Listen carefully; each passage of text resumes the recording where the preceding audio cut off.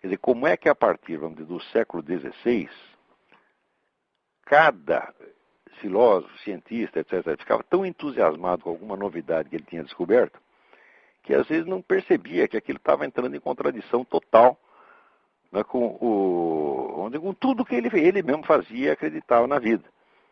Né? Por exemplo, o fato de que nessa época todo mundo tentasse matematizar a imagem da natureza, quer dizer, reduzir todos os fenômenos naturais a equações matemáticas, né, contrasta com o fato de que justamente nesta mesma época eles começaram a separar a geometria de astronomia, porque antigamente se entendia a geometria como o estudo do espaço real.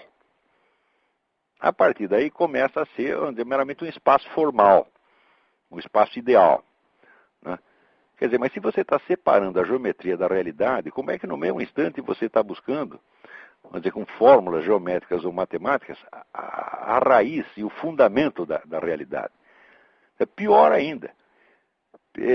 Nessa época tem uma grande influência platônico-pitagórica. Então eles acreditavam que Deus escreve o livro da natureza em números, como dizia Galileu.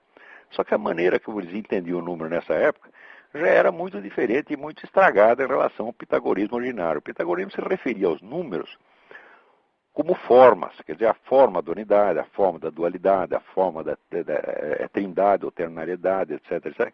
Quer dizer, cada um desses números era uma estrutura lógica interna, não era só um número quantitativo, quer dizer, era um número como arquétipo formador.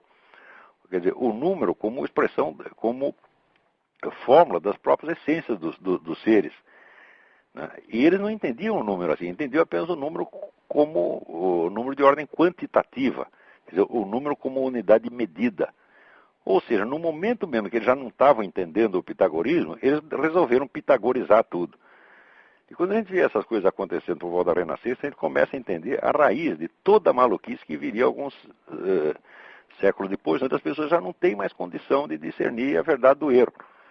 Quer dizer, essas ideologias de massa que estupidificam então nações inteiras jamais teriam sido possíveis se neste período de formação do mundo moderno tivesse havido um pouquinho mais de critério, um pouquinho menos de entusiasmo pelas descobertas novas e um pouquinho mais de critério ao discuti-las.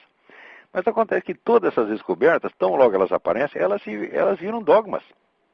Por exemplo, as pessoas têm hoje dificuldade de entender o que representava, por exemplo, a autoridade de Newton no século XVIII. Newton tinha uma autoridade mais indiscutida do que a da Bíblia. O pessoal achava que ele tinha descoberto todo o segredo do universo. Metade dos intelectuais pensava assim. A outra metade podia não gostar muito. Newton sempre teve alguns críticos. Mas eles nunca foram ouvidos. A maioria mesmo achava que aquilo era um dogma e que nunca mais surgiria dificuldade quanto àqueles pontos. Quando veio no século XX a nova física, bom, daí bagunçou tudo. Mas quem poderia... O único sujeito no século XVIII que desconfiava que podia surgir algum problema dentro da física era Leibniz. O resto não achava que Newton tinha resolvido tudo. Né? Tem até o verso do Pope, o poeta inglês, que antes era tudo trevas, e daí Deus disse, faça-se Newton, e daí tudo virou luz. Né? Quer dizer, Newton virou o próprio portador da luz, de certo modo era portador da luz. É um negócio luciferino, de fato. Né? Quer dizer, esta idolatria de Newton, sem dúvida, foi uma coisa luciferina.